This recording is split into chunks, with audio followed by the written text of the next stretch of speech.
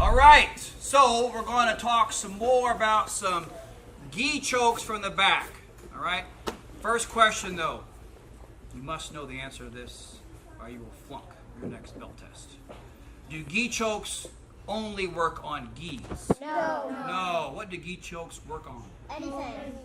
Almost anything, unless they got maybe like a really old t-shirt that's been eaten up by a bunch of moths and just kind of whoosh, nothing to it.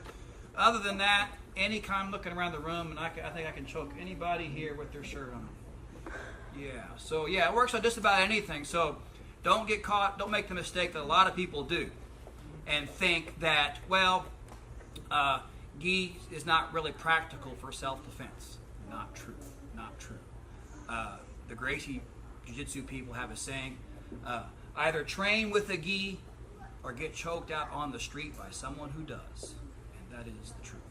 All right, so with that being said, I want to teach you guys a little series, a rear choke series, a rear collar choke series. We kind of covered the pieces of it, but now you're ready to kind of put everything together. So I'm going to show you what I mean. So I got Justin here, and last time we covered the basic collar choke. The basic collar choke, if you'll remember, is when I make an opening, I stick my thumb in here, I slide it in real deep. So much so that my wrist and my kind of thumb bone makes a custom fit to his neck. You see what I mean? Custom fit. No space. Any space at all, bad. You want to do this so that you got all my skin right here is wrapped around his neck like that. No spaces. So this is the key. Once you've got this grip, this is a very good back grip. You know how we've been working on seat belt a lot? This is a good way to stay on. This is maybe, some people think, this is a better way to stay on because not only am I hanging on, but it's also an aggressive grip. I can start choking right away. So this can be a replacement for a strong seat belt. So you keep that in mind. Sometimes when you get the back, you go right for this and you're hanging on. This is really good because he's already under some threat. You know what I mean? Rather than with seat belt, I'm a step away from that. Okay, so basic choke number one is the one we cover is the basic collar choke where I stick this in deep and I take this collar. And remember, the key is to push him away and straighten my arms. Without him in there, it's like this. See my wrist? Watch this wrist right here. It's gonna, I get that little fisherman cast twist on my wrist, and basically this bone is kind of digging into his neck without the other grip. It's digging into his neck as I straighten him out. So create some space here on this one. Push him away. That's the first one. Second one is I want you to take this bottom hand, and instead of putting it here, you just take the hand and make like a karate chop and put it behind his neck, like this. Same grip here, look, under his arm, and like a karate chop on the back of his neck. And then from here, it's going to be the same pull. So grip here. See how his arm, we call this the wing choke. His arm is over here like a wing, and it's going to be the same thing here. I'm pushing his head forward and straighten him out. All right? Choke number one. Get the collar grip, grab the opposite collar, pull down and stretch out. Choke number two, karate chop behind the head with the wing choke. Choke number three, take the hand, look, grab this, come over here on my elbow, look at this. Now I'm into what? Bow and arrow choke. I can just go straight up. I can do the knee version if I want to, which is especially nasty, and why not? Choke number one is I put this grip in. The whole series covers this grip. It starts here. It's just where you put the second hand. Number one, grab the collar, straighten it out.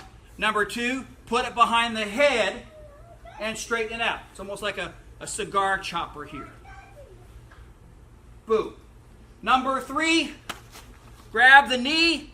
What choke is this? Bow and arrow. Take the legs off. Come off to the side. Leave a space right here. Don't be so tight. Look, stretch him out. When I got the space, I can put my knee in here and push him away. Okay? So, here it is without Manny in here. Collar grip. Choke number one. Grab the opposite collar. Choke number two. Under the arm, hand behind the head. Choke number three. Grab the knee and turn. So, you see the choke is the same. The choking grip is the same. Sometimes I grab the collar. Sometimes I go behind his head. Sometimes I grab that knee over there. 3 chokes. Can you guys do all 3? Yes. Watch one more time. I want to make sure you guys got it. Deep. Where's choke number 1? Where's my second hand go? This choke, this grip stays the same. Where's this go for number 1? Number 1. Number 1. On the other collar. Other collar. What's it do over here, Brody? What's this hand do? It pulls down. Pulls it down.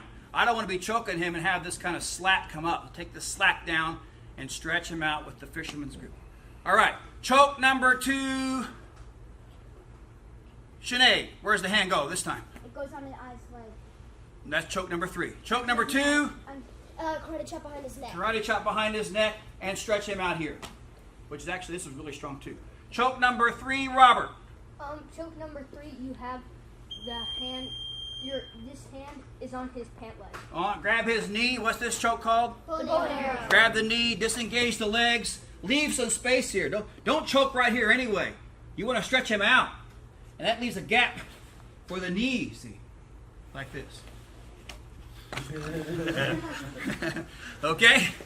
Everybody got that? Yes, sir. Yes, So walk through all 3. 1, 2, 3. 1, 2, 3. Switch off. So you want this whole series, okay? On 3, 1, 2.